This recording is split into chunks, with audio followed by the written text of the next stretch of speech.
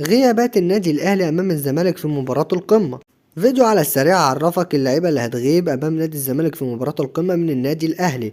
لعيبة كتير وإصابات بالجملة للنادي الأهلي هتغيب عن مباراة تعتبر حسم مبكر للدوري، لكن أنا مقدرش أقولك إن ده حسم مبكر للدوري، لكن الأهلي لو قدر يكسب بالمباراة دي هيفرق عن نادي الزمالك برصيد 8 نقاط. بس يا صديقي، لو انت لسه ما اشتركتش في القناه يا ريت تنزل تعمل سبسكرايب وتخبط لايك للفيديو عشان يوصل لاكبر عدد من المشاهدين ويقدروا يستفادوا بالفيديو ده.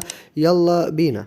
الغيابات كالتالي: رقم 1 محمود متولي للإيقاف، 2 محمد عبد المنعم للإصابة في العضلة الخلفية، رقم 3 حمدي فتحي للإصابة في جزع في الكاحل، 4 عمرو السولية شد في السمانة، 5 ياسر إبراهيم شد في العضلة الضمة، 6 برونو سافيو للإصابة، 7 أكرم توفيق وكريم فؤاد للرباط الصليبي. ربنا يشفيهم كلهم ويعافيهم يا رب، وإن شاء الله نشوف مباراة تشرف الأمة العربية ومصر بكرة في الدوري الساعة 8:30 على قنوات اون تايم سبورتس. يا ريت تعملوا اشتراك في القناة وتفعلوا زر الجرس وتخبطوا لايك للفيديو عشان يوصل لأكبر عدد من المتابعين. أشوفكم في فيديوهات تانية كتير. سلام.